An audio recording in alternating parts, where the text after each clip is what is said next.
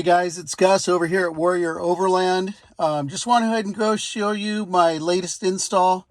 I went ahead and purchased the Bulletpoint's mounting solutions brand new setup that they just came out with, which is the Rubigrid system for your cell phone and other accessories for my 2015 GMC Denali 2500 HD.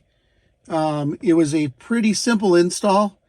Says it's about 15 to 20 minutes to put on. Took me about an hour. So I wanted to make sure I got it right since I was drilling into this dash piece. But really like it. It's sturdy. Looks like it'll be great off-road and on trips. I plan on installing over here on the right-hand side the optional iPad mount with the, I believe it's a 7-centimeter arm that comes out, and I'll probably end up putting in the middle maybe a smaller mount for my Midland GMRS 275 radio microphone, and I'm really looking forward to putting this to good use. It's really sturdy and I'm pretty happy with the purchase.